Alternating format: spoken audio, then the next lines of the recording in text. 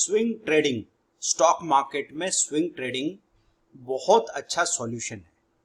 क्या होता है स्विंग का मतलब? स्विंग मतलब झूला, दो एक्सट्रीम्स पे जाता है। झूला कैसे जाता है? स्विंग करता है, कभी ये एक्सट्रीम है फिर बाद में ये इस एक्सट्रीम पे आता है।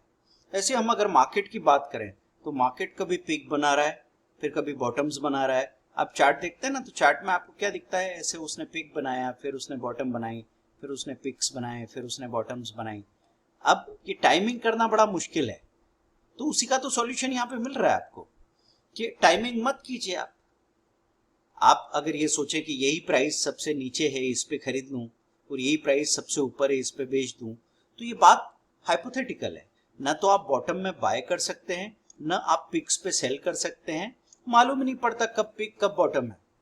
तो कितना अच्छा हो कि अगर आपके पास टाइम ही नहीं है, थोड़ा सा टाइम है, सपोज आप अपने स्टडीज में बिजी हैं या कोई अपने जॉब में बिजी है, कोई अपने बिजनेस में बिजी है, आपकी मॉम अपने घर में बिजी है, उनके पास थोड़ा सा टाइम है। वो जब उनको टाइम मिला पहुंचे स्क्रीन पे और उन्होंने देखा कि कोई स्टॉक था जो 800 रुपीज प्राइस का दिख रहा था।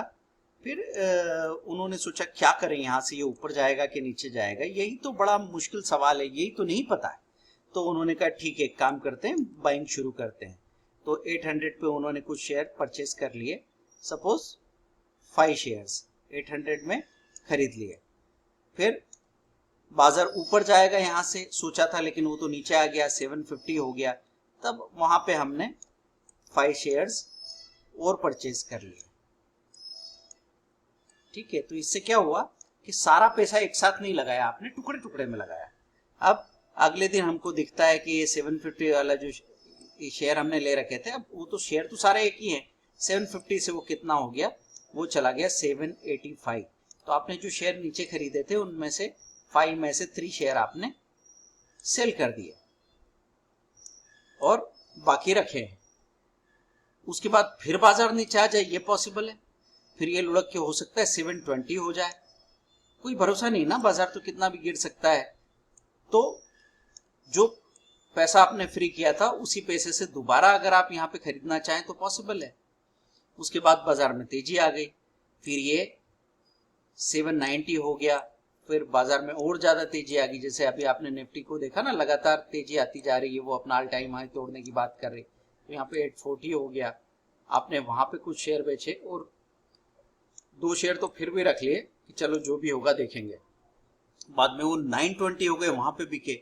तो टोटल हम यहाँ पे देखेंगे टुकड़े टुकड़े में खरीदा, टुकड़े टुकड़े में बेचा। अब हम देखेंगे कितना पैसा इन्वेस्ट किया।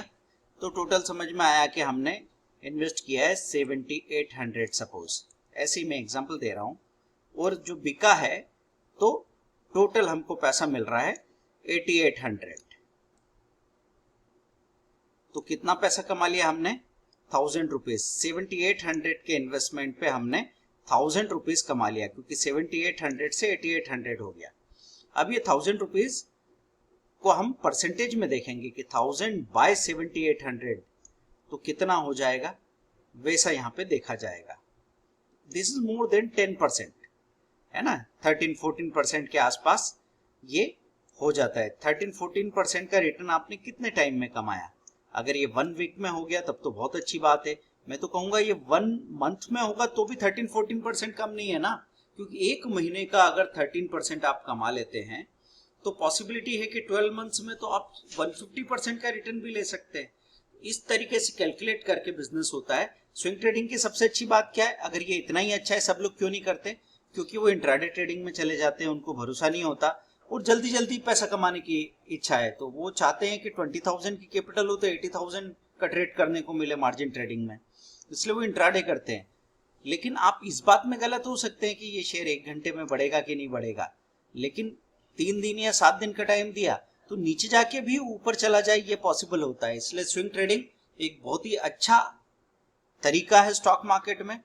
और या तो आप बहाने बना सकते हैं या आप पैसे बना सकते हैं। तो बहाने बनाना बंद कीजिए और बहुत छोटी कैपिटल से एक बार इसको शुरू तो कीजिए, फिर देखिए आपको कितना मजा आता है। और कोई गलती भी होगी तो प्रॉब्लम क्यों नहीं हो रही कि जितना पैसा आपके पास है उतने ही शेयर आप स्विंग ट्रेडिंग में खरीद पाते हैं। आपको यहाँ पे मार्जिन नहीं मिलता।